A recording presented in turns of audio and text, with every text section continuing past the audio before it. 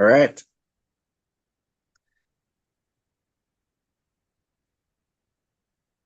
We are live, everyone.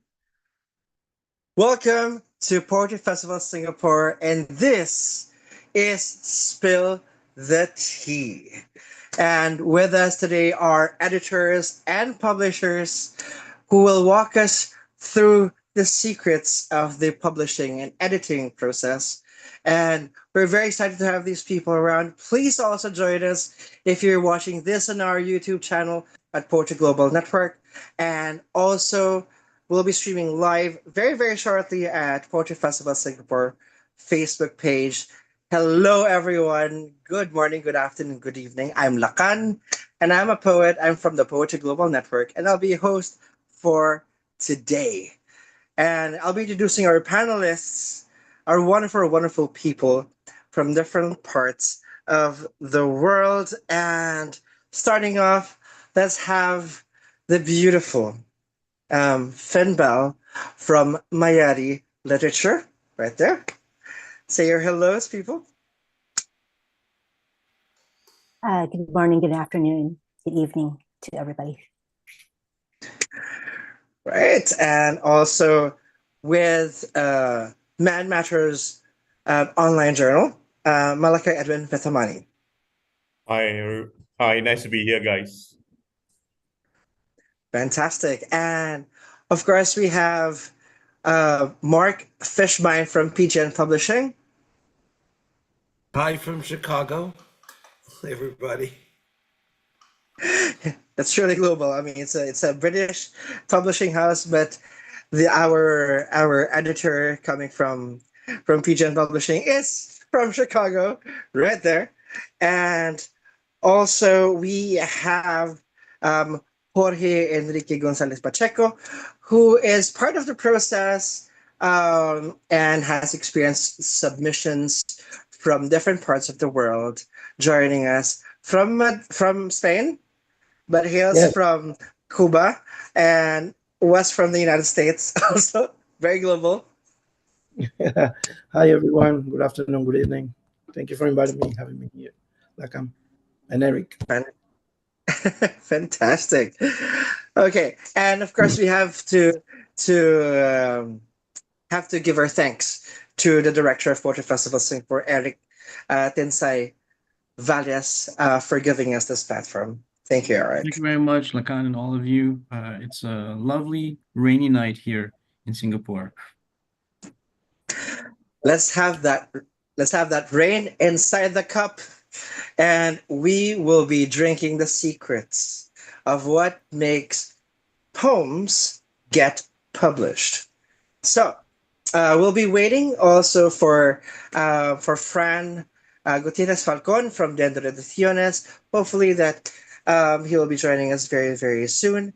And before we begin, please, I would like everybody to join me in asking for prayers for the editor in chief of Hawakul Publishers from Mumbai, India, who was supposed to join us tonight, but he is in a medical emergency right now, and I hope that he would find healing very, very quickly, and join us in spirit tonight, and our heart and our passion to see through the process. So let's start off with the event by asking our dear editors and publishers what made you start your journey as an editor and or a publisher. Let's start off with Malachi Edwin Vithamani. Thank you, Lakan. Yes, I think for today, I'll just focus on my work as an editor and publisher for Man Matters Online Journal. This is a journal which I founded in the year 2020. And one of the main reasons why I wanted to have this journal was because I felt there was a gap in the in publishing in terms of journals that um, gave space for discussing men's issues. The title itself, Men Matters, works the idea that, yeah, this is about men, literary works about men, and also that men matter. And when we started this journal, a lot of people asked me things like, are you anti-woman? Are you any other gender that you want to call it Men Matters journal, online journal? And I said that, no, it's not. It's a very inclusive journal. So when we wanted to work on this, I actually did the early work, and then I just invited a good friend of mine, Danton Remoto, to come in as co-editor of the journal. So from the beginning of the publication, and in December we go into our 5th anniversary, which means we go on to our 11th issue. Danton Remoto has been with me, and the idea of this journal was to, in a way, give a platform for men, women, and people of any gender who want to talk about issues related to men. And what we wanted was a space where people could give various perspectives, because we also wanted to move away from a lot of issues that were going on about toxic masculinity, this whole issue about the Me Too movement, how that was affecting men at that time. We are not denying these things. We want to acknowledge that these things are there, but we also wanted to move forward. We also wanted to look at various issues. So Men Matters Online Journal was founded for that purpose of giving opportunity for as many people as possible. And so when we first started the journal, we had a very open themed issue. The inaugural issue was open theme. And later we decided that we will then have certain themes. And so, for example, we had masculine fragilities, how fragile men are also. We wanted to acknowledge that. We then had men and machines. So a number of themes were decided upon, and we mentioned that very clearly in our call for submissions. So that's how Men Matters started, and that's how I became a publisher of an online journal. Thank you. Thank you. Thank you. Um, Now, it's interesting that you mentioned that about the themes, right? And I think it's deeply rooted on the origin of why you put up that publication. And I was wondering if that's also the same for Finn Bell, for Mayari literature, and when she talks about the origin or the ground zero of Mayari literature.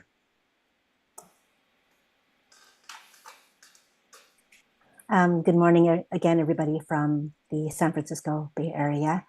So yeah, I recognize a lot of similarities with Edwin's journey. A little bit about Mayari. She is one of my favorite goddesses in the Philippine mythology pantheon. She is specifically the goddess of the moon, mostly in the Tagalog and Kapampangan culture in the Philippines. And not that my magazine is just open to women. It's open to everybody of every gender, or especially your chosen gender. I think she embodies what it is to be a woman nowadays. A lot of those elements, and therefore, because she embodies everything in your everyday woman, she embodies everything in everybody. And so that was the beginning, the conception of that. It was really a simple concept of just being community magazine. I just wanted to offer yet another love letter to my ever growing online community. And I wanted to find another way to do that since a lot of us meet online and we hear each other's poetry, but we barely ever see it written. So that was the core of that whole idea, and then it kind of grew from there. You know, connecting the theme of the moon and the moon goddess to what's going on in our lives. So I wanted to pay tribute to that and kind of have a clever twist on it. So much like Edwin was paying homage to to men and a good starting point for the conversation. I wanted to pose something that was open to very, very open to interpretation. So my first issue was called Moon Ascend, and so the multiple meanings behind that, when you think of what the moon is, who the moon is, where it's positioned, what are we talking about exactly? So that's where that began. It's almost on its third year. I'm so happy. It's so super fulfilling to do because of what kind of conversations are continued within its pages. I think it's very important for me for poetry to speak to one another. And that's exactly what every issue does. It speaks to me. It speaks to everybody else. I hope that it speaks amongst the contributors that do contribute to it. Thank you so much, Finn, for that. So themes, and also the sense of community you said. And I was wondering for Mark Fishbein, for PGN Publishing, like how was community pivotal to you as an editor and also for PGN Publishing? Well, in a sense, you need a team to put together a what's called a real professional book, as it were, with all the aspects necessary to publish a book that has the look of an edited and well published book. Requires a variety of types of talent. You need copy editing talent. You need format talent.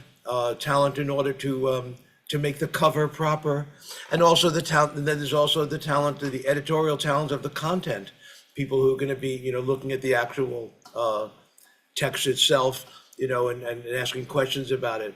So in a sense, there are different teams or different aspects that we learn about. I'm not a great copy editor, but some people can really notice every little em dash, and semicolon, as it were, and that's an art. So it's a combination of all together to make a professional book work. I mean, I have a copy of the Copy Editor's Handbook, which I think is essential for every publisher to have. Just to know the rules, as it were, for publishing, so that you get the best out of it. But that's where I think the strength is in groups comes. Yes, it's interesting that you actually pulled up that book, and it gives us that feeling of yes, we are interconnected, and that in that book that you sharing that book with us today. Please put it on the chat, the name of the title and the author. This is the standard in the industry. It's the one by Amy Eishon, and I'll put it in there. It's what most of the I took a course recently in copy editing as well as for a major American magazine, Allium, out of Columbia College, and this was the book we use. It is the standard. And we will talk about that experience of yours and Allium and how it correlated with PGN Publishing later on in the show. And I wonder if for Jorge Enrique Gonzalez Pacheco, who is joining us from Spain, how does it connect the community and the subjects and the topics that you personally want to talk about in relation to being published? Well, first, I am not a publisher and an editor as well. So I am a poet. But my experience working with publishers and editors from either Spain, United States, or Canada um, give me a lot of experience, especially to help to the youth people, especially the young poets when they try to publish the first book. So I am like an advisor, if I can call like that, when they contact me because they find me through internet or they read my poetry or they see my background or my connection with many different publisher and in Spain or United States. And my first comment to them is, okay, as a poet, and it's my opinion, the poet need to find the right publisher and the right editor. So most of them they want to publish their poetry immediately. The poetry you need to write the poetry and you need to put to rest, and later you need to get the poetry back and you need to read it and you need to work on it. And when you bring the book to the editor or the publisher house, you need to have the book ready now to publish it. But for me, it's very important when um, in my case, in my personal case, I take time to publish my poetry and I take time to find the right publisher because I want to see my poetry move forward. So it's important for the writer and any aspect of the literature to find the right editor, number one, and later to find the right publisher. I write my poetry in my mother language, is Spanish, and in my poetry when I want to bring my poetry in another language, I try to find the right also translator that can help me to put that I put in the poem. And the translation is very hard. Number one, to translate poetry, and the translator, most of them, they need to know perfectly the poetry. So I'm working with many different translators in my entire career, and then one of them is a well-known translator of the Spanish to English poetry. He worked at University of Washington. I really appreciate the time of Professor Tony Guy to get the time to translate my poetry, and later it's more easy for me to get my poem and put in the hand of the editor. And in my case here in Spain, I'm working right now with a publisher. It's a couple. They are a couple. She's a poet and he's an editor, and he's the owner of the publisher house. And she loved to get my poetry and work with me, and not only at the selection of the poems to go to the book, also she loved to work with me and the all aspect and the general of the book. So I learned a lot with her about the editing. And after that, when we finish to the all review of the book and we think the book is ready, we send it to the publisher. And in this case is Ediciones das Linde in Madrid.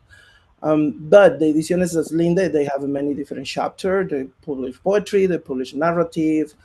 And for me, it's important as a poet to find the right publisher, the publisher house that can help me to put my poetry out and help me to move my poetry through book fair or poetry festivals or either university readings.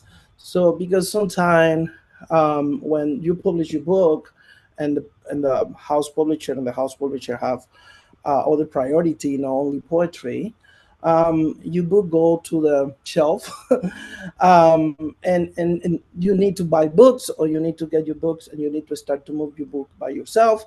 So for the poet, help a lot when you find the editor that immediately fell in love with your poems and Yes, try to bring your poetry through the right publisher. This is you're my right. yes. And I think that relationship between the author and the editor and the publisher is a community in itself. Yes. And I think like as we move on to the process of editing that we will be going through the entire event, we would now go into like um, how do you think of like how the process will be, the themes, the call for submissions? How do the publishers think about those aspects of the entire editorial process or publishing process? Finn, maybe you can answer that. How do you come up with like the call for submissions at Mayari Literature?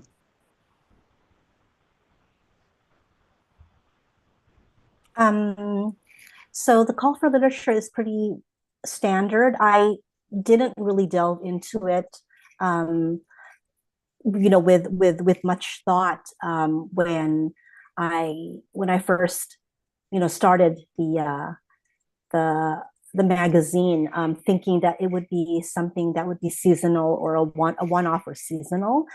So I didn't think very far into that. When I realized that I did want to have some structure to it and make it a quarterly and a special, a holiday special. What happened was and again, this might just really seem like really kismet and simple. I revisited. I was a big fan, and I continue to be, of sending my own poetry to literary journals, both online and in print. And I flipped that on its head. I wanted to come from the other end, but also support in a way that that I like to receive. The support, the kind of interaction, as the editor of a publication that I wanted to that I enjoyed receiving, as far as acceptance letters or interaction with my contributors. Um, so the call is nothing special as far as mine goes. There's, the only thing that changes with them. I have four main quarterly issues. And the only thing that changes is the theme. I try not to, cause anybody any more additional anxiety by changing up rules. So people may find it very intimidating, to get to answer a call for submissions. I know often people feel that they're not sending something in that is worthy, or they're not doing it correctly, or there's some sort of cryptic way to do it. There really isn't. The instructions to submit may seem really daunting, but they're not. It's What else interesting. can I? Yeah, go ahead. I'm sorry. It's interesting that you said that instructions, Yeah, and or rather I guidelines. I'm sorry, guidelines. Yeah, the guidelines or instructions or the steps, right, to submit. Um, I was actually wondering, which I will move to Malachi Edwin Vathamani. Uh, which platform do you prefer in terms of call for submissions? Because there's a pretty good bunch out there from Submittable. Some do it in Facebook, some do it in email, um, some do it in text. But for you, at Man Matters Online Journal, which do you prefer from your experience? Which one is the one that is most um, usable used in your experience? Yeah. We have a designated website for our journal, and that is the main point of contact between potential contributors and we sending out our call for submission. We also work quite a bit through social media, and I use my network and Danton's network, which is already quite broad, we also connect with the other association, for example, with the Asian Pacific Writers and Translators Association, the Malaysian community. So what we do is we use a lot of these already existing websites, which, where you can just post your call for submission. And we find that we do reach a wide range of contributors. So it's very international because we are out there in Instagram and in Facebook, and a lot of other groups of writers who also have their own connection. So it's all done virtually, and we are never short for contributions. So I guess we probably are hitting the right people. Yeah. I have to ask this. This is something very, very often not discussed. What are the usual mistakes of people who submit, and it is a pet peeve of yours as an editor, Edwin? Sometimes people don't follow the guidelines that are given to them. We tell them very clearly, do not put your name in the same file where you submit your poems. So there should be no way you identify the contributor. You just want to see the poem. And we also tell them that please submit your poems individually, a maximum of 5. So you expect not more than 5. There are some people who actually tell you, this is my manuscript. And immediately, you're going to write. I actually take it a point, or at least we take the point to reply and tell poets. I think I'm very sympathetic to poets because I'm myself a poet, and I tell them this is not how you go about it. And also because I read about some really unhappy experiences that poets have had from editors saying that, no, your work is really not worth. Why do you send it to us unedited? So I do not go through that kind of very antagonistic responses. Every time we receive something that doesn't follow our guidelines, we tell them, could you follow this and resubmit? And if they do, we then go through the whole review process. If they don't, it ends there. Yeah. So we're quite set in but it's very simple, not intimidating at all. Yeah. Actually, when poets do approach with some questions, we always have to remind them, no, we will not eat you alive. We do not have fangs that will scrape the soul out of you. And this is my question actually for Mark Fishbein. How do you handle mistakes with the submissions? Do you reach out to those people and say, oh,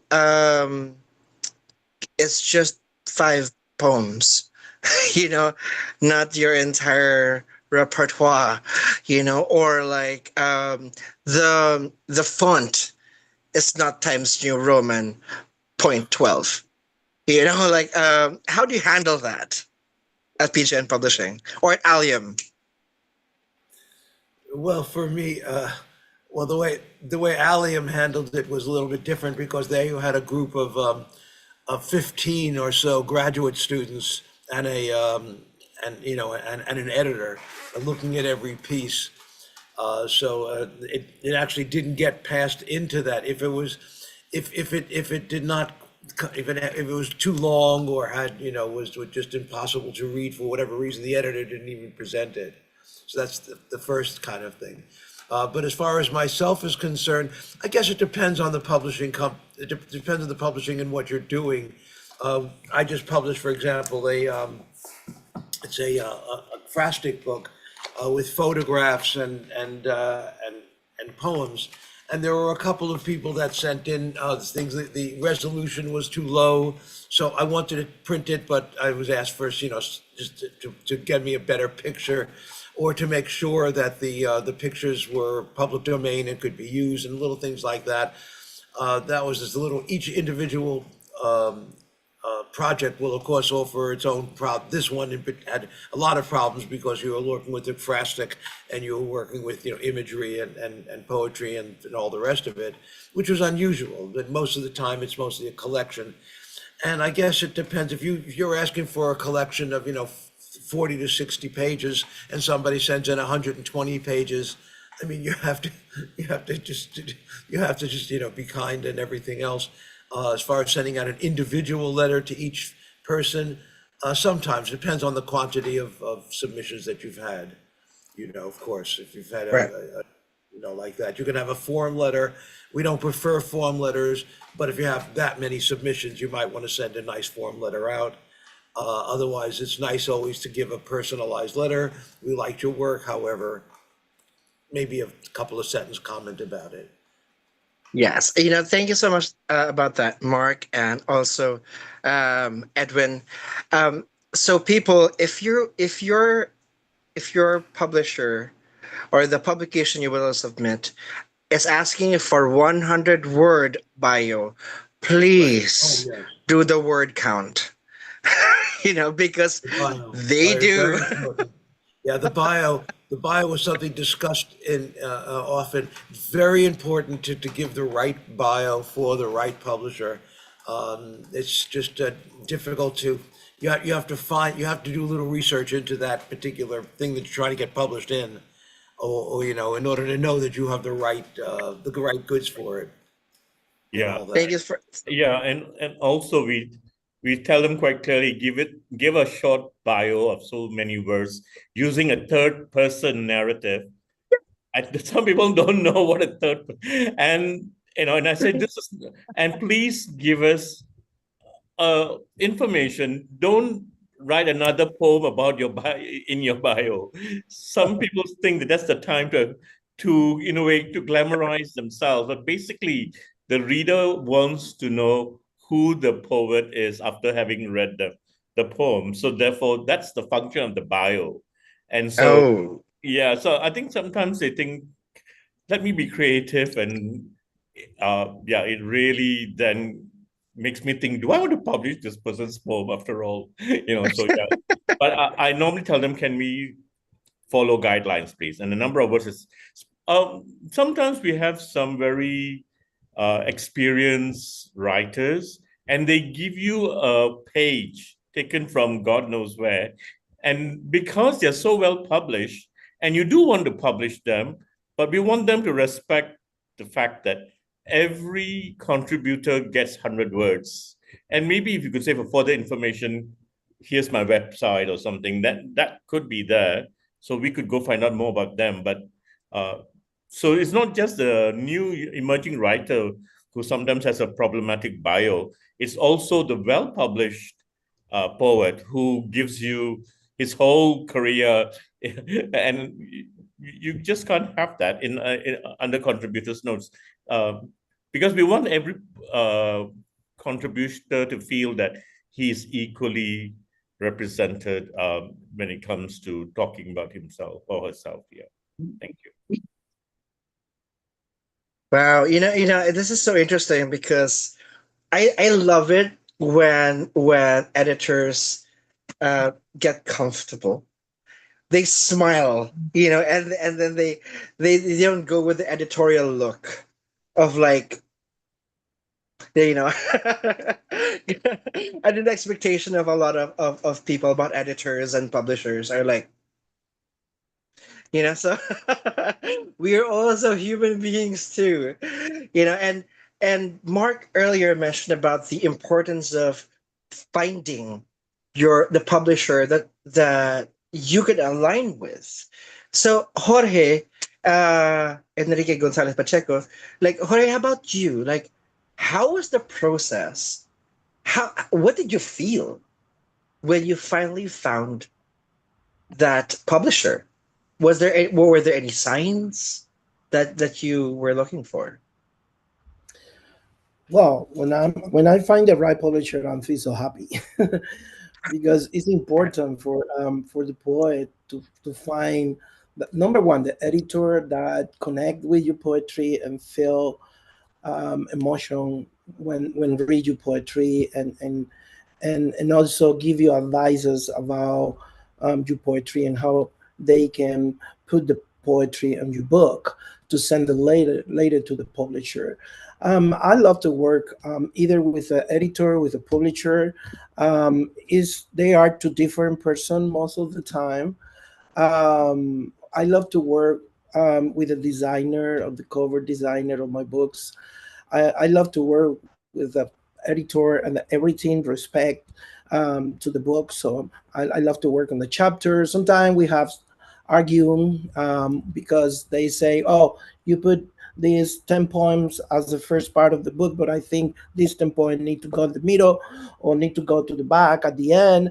So, but I'm very fortunate person to find in my 6 books published already, the right publishers houses, and also the right editors to work with me and help me to move my poetry forward and bring the poetry to the right lecture because it's important the readers as well. So I love the aesthetic of my book a lot. So I'm trying some my last book published here in Spain in 2020 on the July no what is the name in English? I don't remember now. Invisible Dweller. This is the name in English of the book, Habitante Invisible. And the book, when the book went out, people told me about the color of the back cover or color of the book in general, the art and the cover of the book. So the publisher worked with me and all this aspect of the book. So they recommend me immediately. I show probably 10 draft for the cover. They recommend me, okay, I think this is the best one for the cover because connected immediately with your poetry. So I love to work with the publishers, and I love to work with the editors, and the result, the final result is incredible when the book go out. And when the reader, when the people buy the book, they told me, I love the book, but I love the cover. I love the selection of the poem as well, because I write poetry a lot, but I don't put all my poetry in one book. So I try to find the right way of the poem and the right book to publish the poem at the end. Right. So publisher are very important. So working with, I thought initial working with youth people, and especially student of literature, that they love the poetry and they like to write poetry.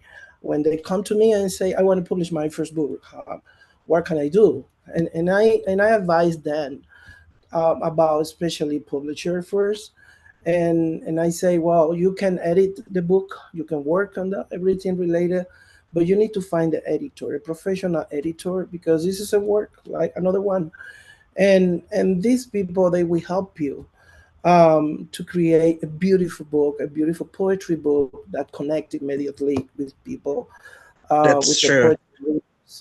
So sometimes I find books, poetry books, that I read 2 or 3 poems and I stop to read it because it's very hard for me to continue reading, because I say, which was the person that edited this book, or which the person that was the editor of the book, because I think the editor worked with the poet, but at the end doesn't work perfectly. Like I love to work with the editor, to try to listen the editor to tell me about my poetry in general, but which poem go in which part of the book.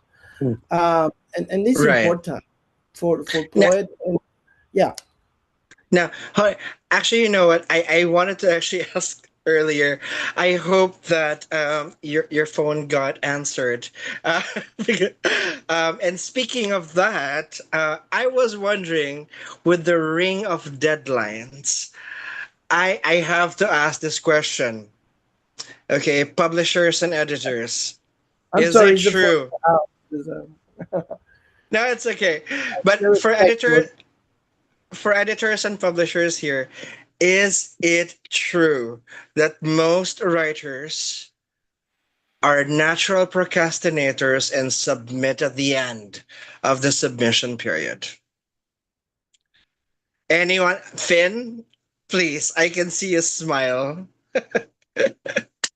That I found that out that that was the truth. There is a whole rush, as far as I'm concerned, at the very beginning, the first 3 days, um, a kind of worrisome nothing towards the middle, maybe a spot here and two, and then within the last day, not even the full last day, but the last 3 hours of the submission period, and sometimes beyond. I was reacquainted with the fact that people are very confused with PM and AM, and so to just to make it, I thought easier. My submission period ends at 12 p.m. because it's noon on the day of. So it's the 15th. 15th is a magical number for me. So the 15th of a month. There would be some seepage over into late and very frantic submissions that happened. The majority of them happen at the end. So yeah. Actually, I don't know if I don't know if that's procrastination or just more like I can kind of feel the energy where you're putting all your energy into it and you put your best work in. I kind of suffer. I feel I suffer from that too. I put my best work in when I procrastinate on something. So I know that's not what you want to hear, but yeah. Actually, it's interesting you said that because there are many times that I do that. And I wonder, Malachi, if does it help to submit early?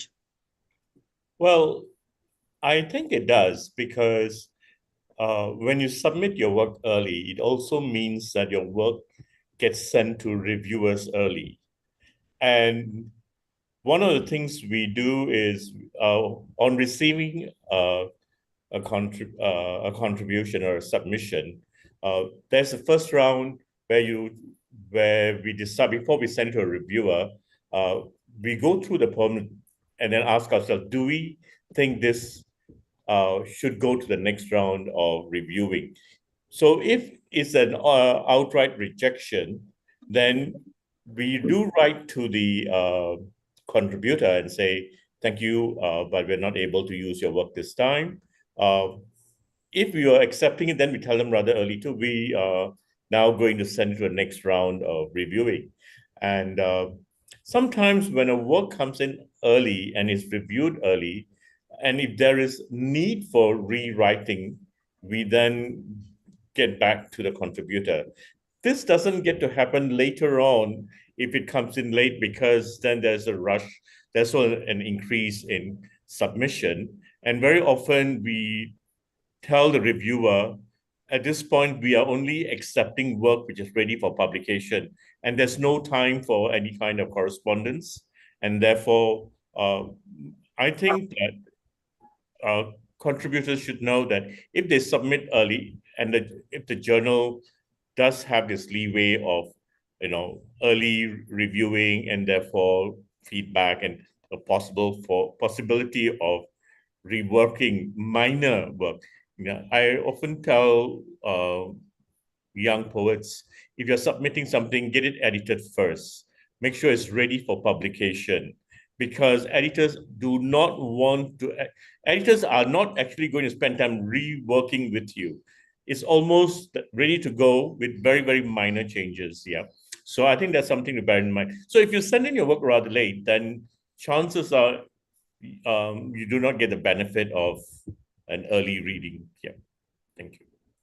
Actually, that is a major T that has been spilled today, because people don't usually know that, because that happens behind the publishing's processes. That in the beginning, that's where everybody has their hands free to review more leisurely, more in depth, instead of like the crunch at the end. And I was wondering for Mark Fishbein, in PGN Publishing, with it's been what 2 years already for PGN Publishing. Is there a number one pet peeve when you are reading or reviewing submissions in the actual craft itself? Like, is it the misspelling? Is it the grammar? Or is it the indentation of the border? Like, what would be your number one pet peeve? Pet piece of in positive or negative?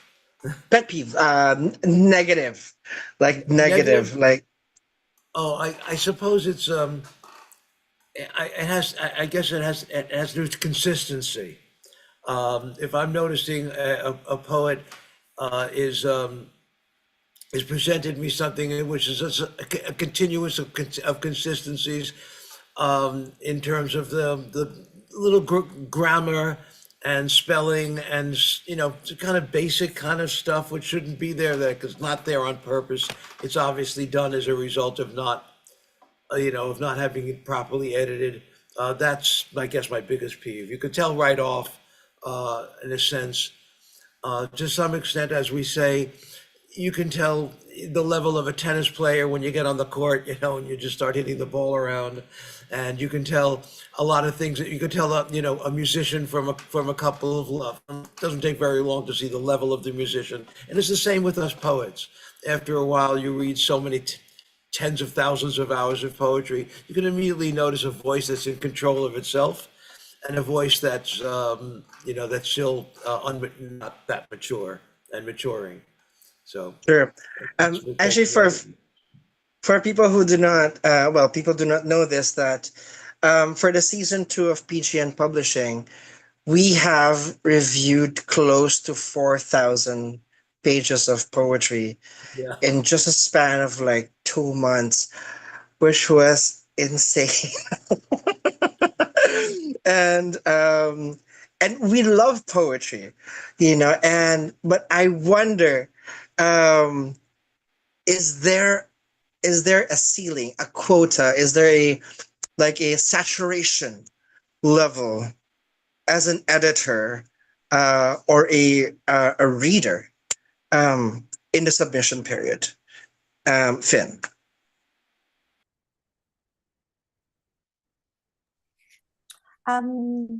Clarify that a little bit. Saturation as far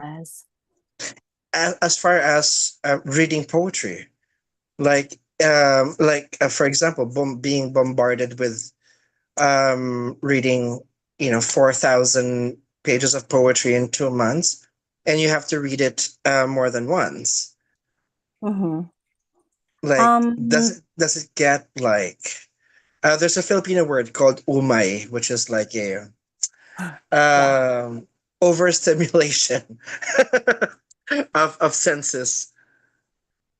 Because Mayari is such a small outfit, blessedly there is no umay, and we are happy to revisit the readings, because we still do get, in the relative scheme of things, quite a small batch of submissions. It is growing, but it's still manageable.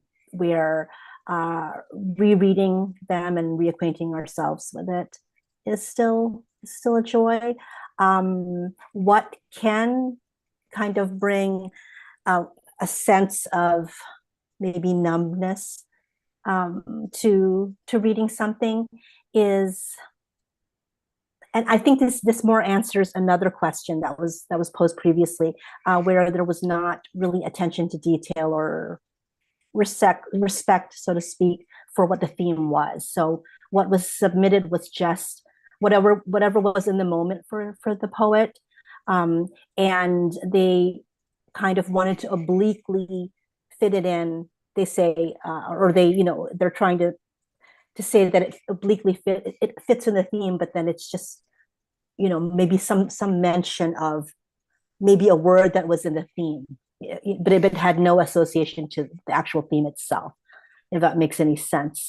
So that's a little bit of where that might come from. But otherwise, I don't encounter that problem, because it's still blessedly, no more than, it hasn't reached the, for some people, over 100 submissions is common. Ours is still anywhere from 75 to 100, so that's so manageable. Okay, I'm gonna spill a personal tea, because you mentioned it, Finn. I know this is actually a good thing for me, but early on, back in 2020, when I was submitting for international publications, for anthologies, and magazines, I did that. I would like to admit, um, I would have a poem, and then I would omit some of the words and then replace the word to fit the theme of the publication I was going for. Yeah, I did that. Hey, I'm honest. I'm honest. And I think a lot and the thing is, editors, now that we're on the other side, we know, we can see it when it is, when lines are coerced, or have been forced, to make the submission theme. We would know. So now I know. It doesn't work, Lacan. It doesn't. So I now we're gonna go now to, this is the dreadful one, right? Or the celebration, the rejection, and the acceptance letters. And I will go straight, not to the editors and publishers. I'll go to Jorge. Jorge, I have to ask, what was the least, what was that rejection? You've been rejected before? Oh yeah. I feel like, like it's in a relationship. Have you been rejected before? um, so Well, poetry, yes. I'm the publisher and the house publisher. Yeah. hey, I love the clarification there. Not many, but yeah. Was there a rejection that you actually liked? Well, when they, my personal, um, I think I received one time a rejection letter. I have in my archive, because it was a beautiful letter. When I read the letter, they don't tell me, "Oh, we reject this selection of poem because you are not a poet or because the quality of the poetry." No, they reject it because I let me see, let me think. When I saw when I received the information about submission, I read the subject of the magazine for the season. So my poetry is very mystical, it's very intimate, it's very personal, and connect immediately with people that love poetry. But they told me about my poetry and they recommend me to wait for next season, to send the same poem again. So, but it's hard for, I talking with other poets, it's hard when they send for 10 magazines or house publisher the books and they reject it with a very ugly letters, no polite, no very respectful about about the work of the poet, or try to get advance, and say, okay, you pay me, I can publish your book, but you need to sell your book by yourself. You need to move your book by yourself. I don't have the experience. My tool rejection, because I don't send my poetry actually to a lot of magazines or house publisher, because I know I search very well before get my book already and send it to a publisher. So for me, it's very important to connect and see which kind of book the publisher before, or what kind of poetry they love to publish in. So, but Yes. I love receive, and I encourage to the publisher when they send the letter to respect, the work of the poet, and put beautiful words, and say, I don't accept you, but you had the possibility. Another magazine, or like this magazine is from University of Arkansas, for example. I got the rejection letter, but they give me another option. They say next year, send it, and the point was published at the next year, no, not the year that I thought. It's important. Be kind, and nice. I know sometimes the publisher are very saturated. Or read probably 1,000 books, or like you say, 4,000 poems. But you need to care, the vocabulary and the letter, and be nice and humble, because also this give you a good credibility as a publisher, as an editor, as the owner of a magazine. And probably the poet say, okay, this is not my opportunity this time, but probably my friend can publish the poem and the magazine or the next magazine and recommend that to. Yeah, the letter is very important. Yeah. Uh, and the words that you put in the letter is they Right. are they are very important, to connect with the poet, and give like a Actually, new air to the poet. yeah, actually, Jorge, that's very crucial because um going back, I have to go back because cover letters are so important, and that's where the usual pitfall is for a lot of submissions. Yes. Um and reading the previously published works of that publication is crucial because the identity and the brand of the publication can be found there Hmm. by the poems that the publisher or the press had already published. So now here's May the I just thing. add something, Lakan? Oh, okay, you're smiling, Edwin. Yeah, Please. because there were a few times when I received cover letters which were not meant for Men Matters Journal, but for some other journal. And suddenly I see the cover letter and I said, I don't think I'll even reply this. I just am going to put it into the bin. Because this person was obviously sending it to several places and did not take care, to find out to whom this email was going to. So immediately, uh, I think poets need to be careful. It's Hmm. firstly disrespectful to send to one journal with another journal's name on it. Yeah, and when it comes to rejection, um, I find that there are some teaser rejections or teaser response from certain editors.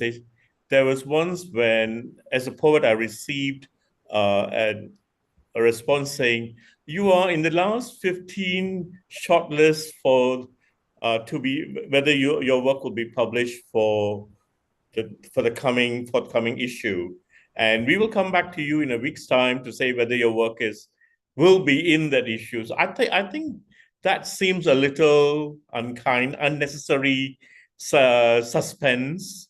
Uh, I think you should. This is not a competition. Whether you're having a long list and a short list and final winners, this is not a competition. This is a submission, and therefore, I don't think we should put our contributors in a situation where there's an element of anxiety with my work going to be taken in. Just wait till you have decided and tell the person very clearly, thank you, we are accepting your work, or sorry, it didn't fit our issue this time. I think that seems more courteous for me. I'm not sure whether others have experienced it, but where they say your work is probably going to be in, but we'll come back to you in a week's time, seems unnecessary. Yeah. Yeah, actually, Edwin, it does feel like an afternoon tea session because, like, my reaction with what you said was like, it feels like it feels like it. But yes, be careful, people. Um, People who submit poems, be diligent with these details because it puts both people in such an uncomfortable state. Um, I have to say though, with rejection letters, I had a fair share of negative rejections. There was one I will. There was one that rejected me. There was a publication that rejected me before, and I will never forget that when the email said, "I'm afraid that your poem will not help us build more revenue for our publication." I was like, "Whoa, okay." Somebody said it. um, I don't know if people here or people who are watching on YouTube or in Facebook at Poetry Festival Singapore, if they have read this book called Rotten Reviews and Rejections. And if you haven't, please get a copy. It's a very wonderful read. Um, and the legendary, the icons, the legends, and their rejection letters. Um, Melville, the one who wrote Moby Dick, um, he got a rejection letter that said, "Do you even know English?" And I was like, "Whoa, that's a bit much there," Or Rudyard Kipling receiving that nobody will read it nobody will ever read your book. It's been almost 100 years and we're still reading the book. So things like that. Be kind, be compassionate. It's already a tough world, tough time to live in. So show a bit of kindness. It goes both ways now, right? Editors, publishers, and the poets who submit. So now, has any of the editors here, publishers, have you experienced the editorial heartbreak where the one you chose rejected you? Oh, so this is my question. Mark Fishbein, anyone that accepted that you accepted but they rejected you? Yeah, but there's as far as editors, I think we all know there's just a couple of different types. There's some where the main editor has complete say, and and it basically it's his aesthetic or her aesthetic, that creates the book, that creates the brand of the publisher. And there are those, especially university presses, where you have groups, of people discussing it in a format. And those are the ones we have most difficulty. Obviously, there were a couple of ones that I really loved, and I'm dealing with in this particular case, I was the elder statesman in a group of grad students. I mean, so my reading was a little bit more extensive, a little younger than I was. So my experience led me to a certain type of a poem, and the younger generation wasn't getting it. So I was that's disappointed. And that's all I could say like that. That's kind of the problem with university presses. But with the smaller presses, if there's one or two editors, and usually you can kind of work it out, I'm sure, and then depending who the chief editors are. and how it goes. I mean, the way PGN did it was through an Excel spreadsheet that was set up, so all the readers can put in various comments and numbers. So ultimately, it became like a numbers game, which was kind of interesting. So that's a very democratic way of doing it. Indeed, is do it through an Excel spreadsheet and just create your own, 1 through 5 or whatever it may be, like Rotten Tomatoes and stuff like that. Rotten Tomato. How very pop culture reference there, Mark. Very, very intriguing. Now, there was a question here from iPhone 301. When your poetry and essays find a home in various publications, do you have the option to include those works in a poetry book you aspire to publish? This is a question that editors and publishers here can answer. Anyone? Mark, Edwin, Finn. Yes. Well, just real quickly, sure. Yeah. I mean, most publishers work to the advantage of themselves as well as the writer to allow multi publications, because you're going to have your publication mentioned that you released it. So, just getting your name out, your brand out, it's fine. Yeah. There's not, I mean, of course, we're not talking about huge amounts of money here in the poetry, in the poetry scene. We're talking about very, compared to the industry in general. I was at the book fair in London this spring, and it's the hugest book fair I've ever been to. It was like thousands and thousands of people, hundreds and hundreds of publishers, and I could not find one that did poetry. Not one. There was some unsubmittable. So that's really the state of where we're at. So we're in a little bit of a niche that we can discuss as well. So Thank you for that. There was someone who typed into our chat. No, please don't bribe editors with. I don't think it works, people. But this one I have to ask Jorge Enrique Gonzalez Pacheco. But did you find that, Jorge, like some of your poems got rejected and then they find a home in your full collection? Oh, wow, it's a good question. Well, let me think. I'm publishing in the United States right now with a literary magazine from the University of Arkansas, for example. I am very respectful all the time when they send a submission program out, and I select the point that I send it to them. But for me, one of my experience was a couple years ago with another magazine, another university magazine here in United States, in Tampa, when the editor of the magazine get the poems. The first question for her was, this is a part of a new book, or this is all poems that you have and you draw and you put out and you want to send to us? And I answer her, this is a part of my new book. So, and I'm working, because when she read the poems, she say, this poem need to be a part of the book. So include this poem in your new book.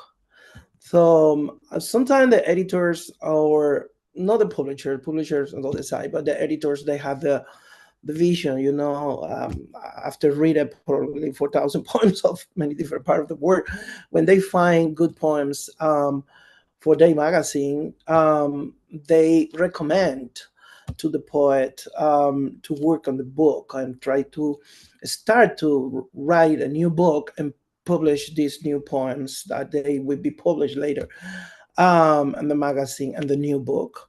So my experience, yes, I find that magazine editors recommend me, and this professor Tampa, South Florida University in Tampa, she recommended me a publisher for the book. I didn't finish the book yet. the idea is to publish the book bilingual in Italian and English. So I'm working with a couple translators right now.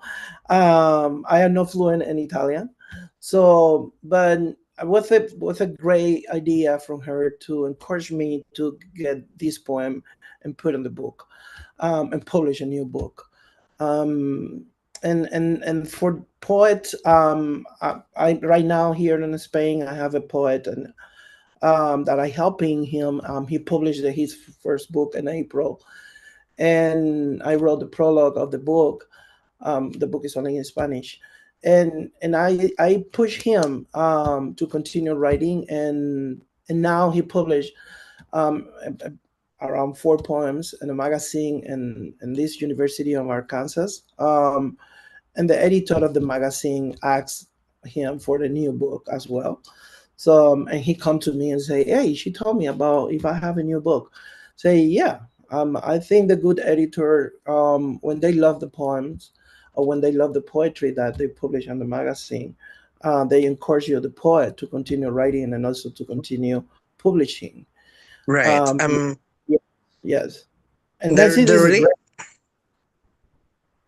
yeah, the relationship between the author and the editor is very crucial, which we will now be talking about because it is a partnership. And the editor is different from the publisher. Um, I wonder, Finn, my question for you, how is your style as an editor whenever you work with people that you're publishing? Or you are being asked to be an editor for a publication for? Usually when we are in the process of, talking about the possibility of me editing, aside from doing Mayari, I do editorship for, when people are putting out collections, specifically poetry collections. And we first have either a chat, over the phone or over a Zoom call, to see if we're the right fit for each other. I lay out very transparently, what they have to expect from me, and if they're able to work with that kind of system that I use, because it has a certain structure. They will receive comments in a certain order, going from talking about their line editing to talking about the overall picture, the narrative of their book. And so, this is an open session for them to ask a little bit of questions of me, and see if we can fit a middle ground that may not be very traditional, but I think it works really well for me. So we can kind of really feel each other out to see if I am indeed the best option for editor for them, if what I'm offering is what they're seeking, not just in technical skill, but also how they feel that they're going to be supported and nurtured, and vice versa. If they are, even something that I have a grasp on, I try to be honest with them. If their work is not something that I can get on board with and I feel passionate about, I will be very kind but very frank about them possibly seeking editorship elsewhere. It really isn't about bottom line. I have to be passionate about it. And then I put my 100% into it. Thank you, Finn. As also an editor, there was one time I was asked to edit a book, and I read it, and I just felt that it wasn't for me to edit. So I actually told the poet, I think that I'm not the right person to edit this, and it will be an injustice to your book and to your craft if I still do. So I think there's also this communication between the one who's submitting and also, or the editor that is looking at it. I wonder, for you, Edwin, was there an opportunity or like a situation where you had accepted the poem or the book and you edited the book or the poems, and then at the last stretch of it, before being printed, it pulled out? Thank God, no. Yeah,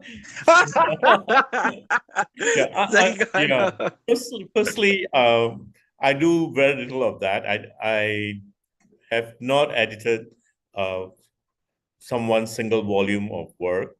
Uh, I don't have time to work as an editor in that capacity.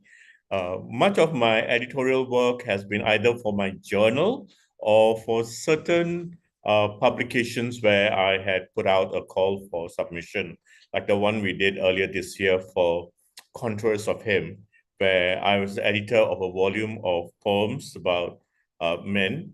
And yeah, and that one, I think, so generally I'm quite clear what I'm getting myself into. And so far, that scenario has not happened. And and I think I'd be quite devastated if I put in so much energy and time. And yeah, I think that would be very, very sad. But yeah, fortunately, that has not happened.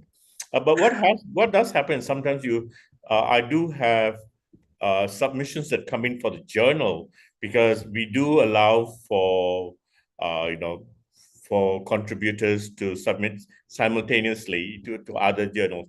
And sometimes, just as you're almost ready with your new volume, you have a poet or two say, sorry, my work has just been accepted into another volume. And yeah, so you have to say, all right, fine, that is part of the process. As editors, you have to accept that it's gone. But sometimes after it's published, someone comes and say, by the way, my work is also published. I said, well, good for you, but you know, and I'm all right with that. If since we've already published it and you want to publish somewhere else, good for you. So I'm okay with that. Yeah. Cheers. Right. I think one of the I think that one of the last things we want to have is a legal constraint on copyright. Actually, this is my next question. Actually, the this is about copyright, right? So, Mark, in PGN Publishing or at Allium before, with Columbia, who generally owns the poem or the book? Because this is going to be a question for a lot of, this is the question of a lot of poets to me. Like, if I submit my poem to your publication, do I still own the poem, or Yeah, it's yours now? yeah.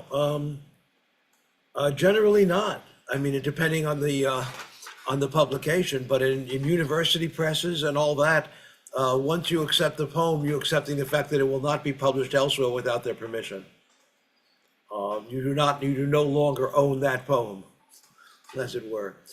Perhaps in smaller presses, independent presses, you can negotiate with the editor and ask for a release or something like that. But just since you don't own the poem, no. Once it's published by an editor, as far as I know, that editor owns that poem. Thank you, Mark. You know, there are a lot of yes, yes, yes, Maybe Edwin. I'll just add another perspective and then we can discuss both together. In our case, we tell very clearly that the copyright remains with the poet, because that's the practice. The publisher that I work with is very clear. When we accept poems in anthologies, we say that the copyright remains with the poet. And also, we publish some individual publications. Even there, we say that the copyright remains with the poet. But we do indicate that it'll be appropriate for the poets to be in touch with the publisher, saying that you now want to publish with another, or republish your work, uh, and just to acknowledge that it was originally published elsewhere, which is with this publisher, or the first publisher. But copyright, maybe because we want to give the poets as much opportunity as possible to get their work published, because some work gets published in Asia, and then you have somebody else in another part of the world where your book is never going to reach. It seems fair that you give the copyright to the poet. Yeah, that's our policy. Yeah, actually, it's interesting because a lot of people are unaware that it's not just one copyright. Because there are many types of copyrights. There's distribution copyrights. There's the master copyright. That's where it goes universal. And some you have to watch your contracts. Please read them, I don't know, 10 times, 20 times. Have a legal counsel read it for you. Do the fine prints. And there are a lot of questions today, and we would love to answer all of them. And I think that maybe Eric from Poetry Festival Singapore, maybe we could do like a part 2 on Spill the Tea, because there's so many questions on the how to get accepted. There was one question earlier: what would make a poem stand out, or a book stand out in that pile of submissions? Maybe we could do another run. But before we do end for today, because we could take forever here, people, and this could be like as in the Philippines we have something, well, also in Spain, sobremesa. It's gonna be this like never-ending conversation. And I would love to also have food with this conversation. And do not worry, because Poetry Festival Singapore is very committed with in delivering and bridging answers and processes that can help poets, editors, and publishers work together. Same with Poetry Global Network. And now, before we say our goodbyes, the perennial advice that you could give right now for people who would love to submit their poetry, their poems, or their full collections or chapbooks, what would be the most important advice that you'd give them right now? So let's start with Finn.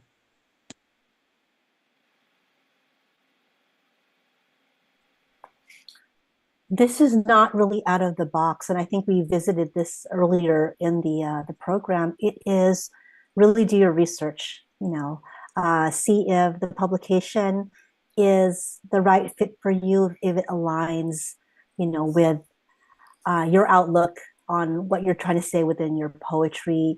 If you just simply vibe with it, you go in and you look at it and you're like, oh, these are the kind of poems that I either like to write, or these are the poems that I like to read. That's usually a really good indicator, and then you just go from there and see. So really do your background research, and that will cut out a lot of work for you. I believe submitting to somewhere that is aligning with your poetic vision. Yeah. Thanks. Thank you, Finn Bell. Now let's go with Mark Fishbein from PGN Publishing. An important advice, if there's one you could give right now. A lot of people don't print out their work and look at it on the page and look at it fresh as if you've never seen the work before. And now you see it on the page in front of you, and kind of edit it yourself. Play editor with yourself on your own poem. Try to see it as objectively as you possibly can. Off the screen, off the phone, or wherever you've written it. Try to see it in a different way, and that will help maybe find some things with it that you might not have seen in the past. That's what I do. Interesting. I actually do that. Plus, I read all of my poems out loud so I could hear it.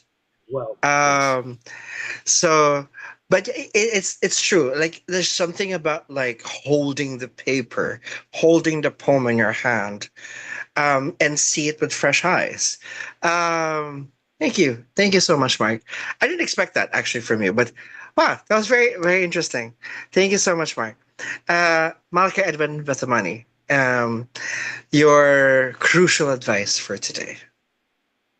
I agree with Finn that please know where you're sending your work to. Don't just decide, oh, Yes. I'll just take some blind shots and maybe it might fit somewhere. Doesn't work that way. And I think it's good that you do your research.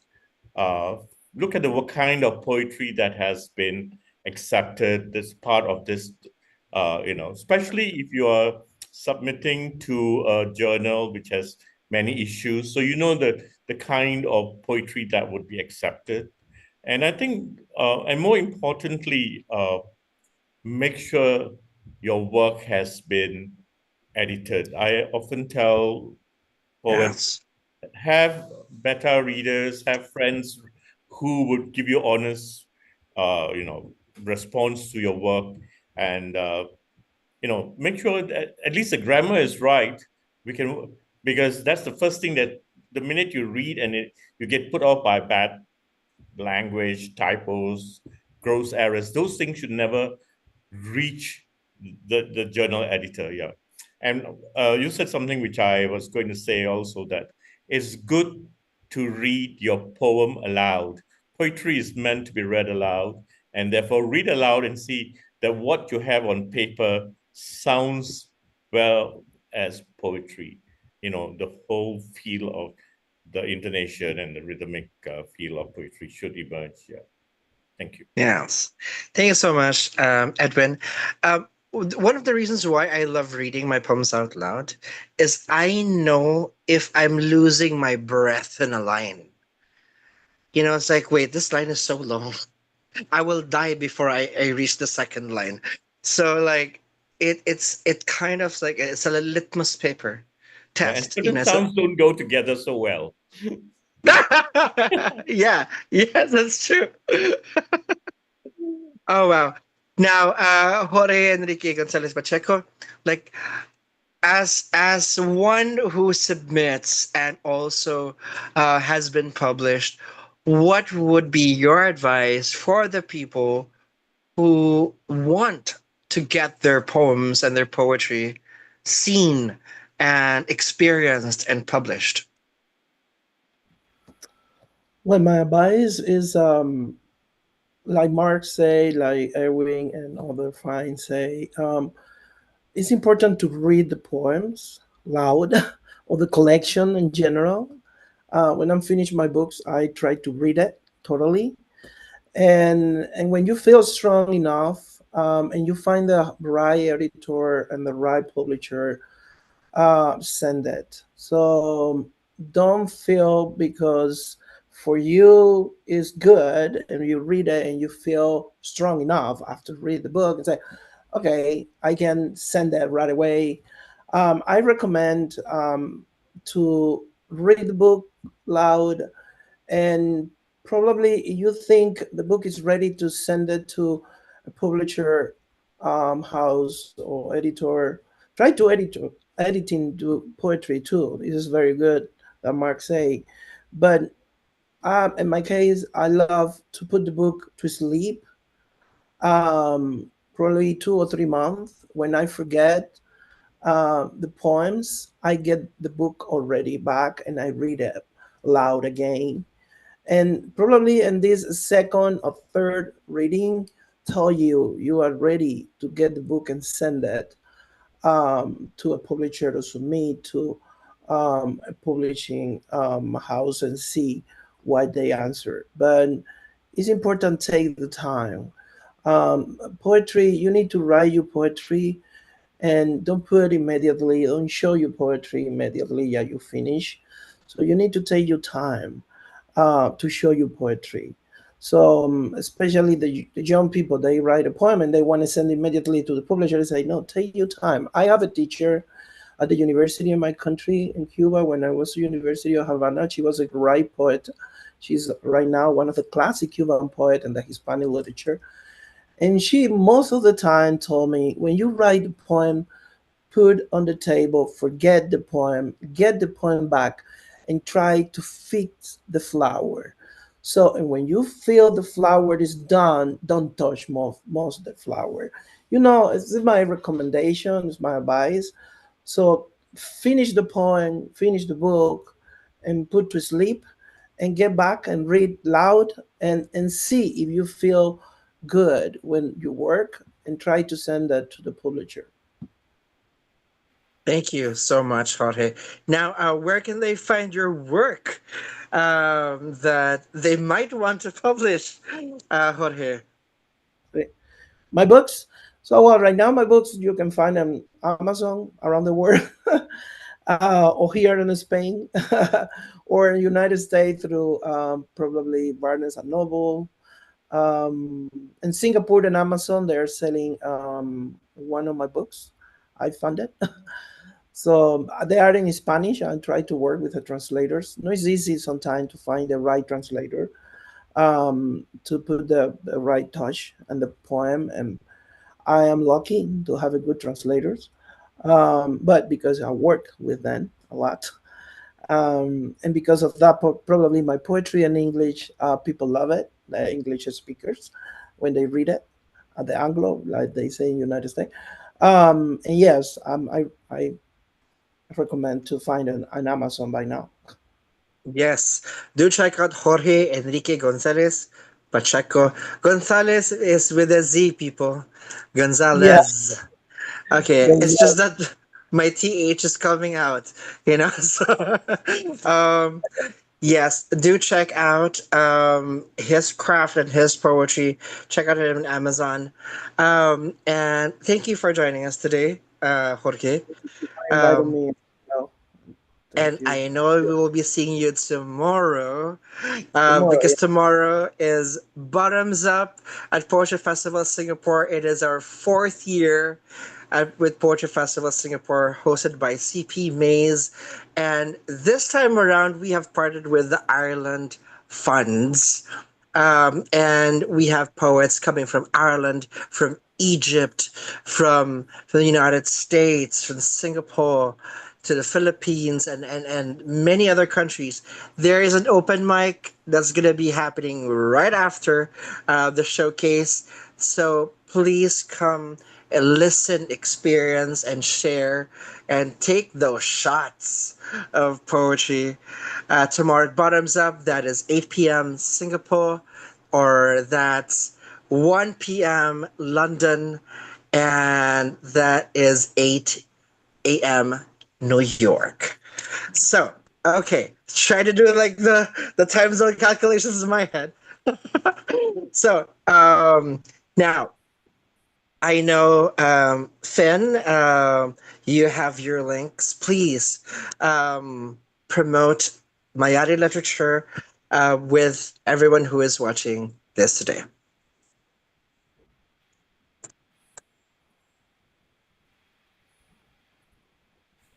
Finn? Yes, Uh, sir. Oh, yes. Hello. Lord. Yeah, you can actually find my little fledgling bird. It's on Substack and growing. And so it's Mayari Literature .substack.com. Yeah, so you'll find a lot of things there. You'll find community there. You can have conversations. That's why I chose it. I like the way that it's set up. So that's where that goes as far as Mayari. There's currently a call for submission it's going to be going on starting August 1st and volume 3. So to begin 2026, our call for submission is Evolving Vistas. That's the theme. Evolving Vistas. Ooh, okay. All right. That's an interesting. Wow. I love it. And the way it sounds. Thank you so much, Finn. Do check out Mayari Literature on Substack, and they will have a call for submissions coming out on the 1st of August, and the theme is Evolving Vistas. Thank you so much, Finn Bell, for joining us early, actually from the West Coast, the Bay Area in the United States. Thank you. Now we shall go to Malachi Edwin Vethamani, Men Matters Online Journal. Come on, let's go. Promote it. Thank you. You can find us at www.menmattersonlinejournal.com. We just opened our call for submission for our December issue. That is our 5th anniversary issue. So it's a special issue, and we are not having any particular theme. It's an open theme issue. We want as many submissions, so we felt that we'll keep it open. And yes, please come visit us and send us your poems. Men Matters Online Journal is not just poetry. We also have prose and other genres, but our focus today is poetry. So yes, you're most welcome to be part of us. Thank you.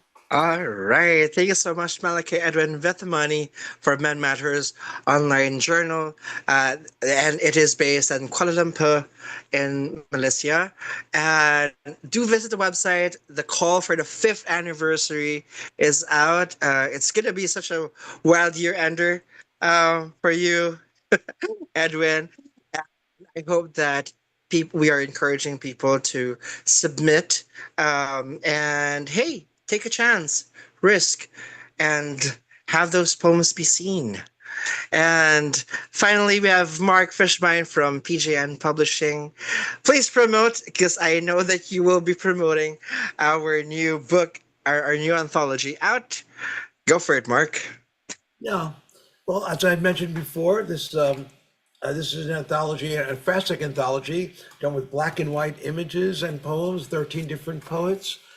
Great cover by Martin, who's here, all these different languages, as you can see. It's a gorgeous cover. And we're part of CLMP, which is something you might look into, the publishers, small publishers group in the United States. And we'll be promoting it through every which way we can, of course.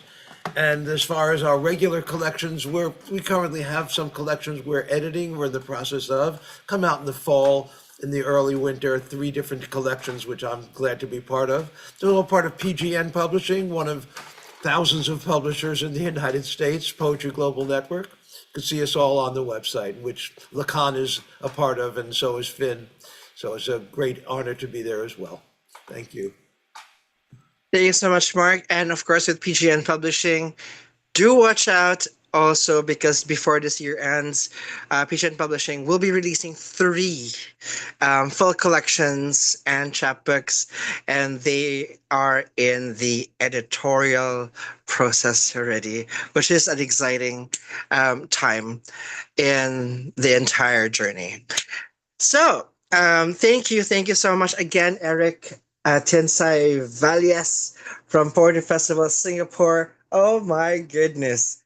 5 years right there. And I hope that you have learned something new, something exciting, and something to be the cause of your courage to show your poetry, because mistakes will happen, rejections will happen, but poetry is love.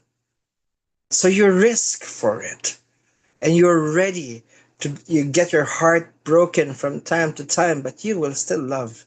You will still write, and you will still experience it. So you, poet, write and share it. Share that love. Share that passion, that story. Because the world is ready. Thank you so much. Maraming salamat po. Tomorrow, don't forget, it's Bottoms Up, hosted by CP Mays at 8 p.m. Singapore time. Do check out www.poetry.globalnetwork.com. My name is Lakan, and I am signing off because I will finish the tea that we have spilled. Bye-bye. Thank you very much, everyone. Thank you, guys. So much. Such a pleasure. Thank you. You. All right. I've been trying to find. Thank you. Thank you. Bye. I can see myself on the browser. All right, people. Bye, mi Bye amor. bye. Oh, Arlene. Yeah. Hello, Mamita.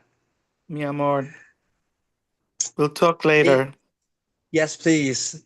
And congratulations on your successful event at the Edgar Allan Poe Park Visitor Center. Gosh, and thank you Thank for you for blessing us with your beautiful poem. I'm so grateful. thank you. Maraming salamat. And have a great day, night ahead.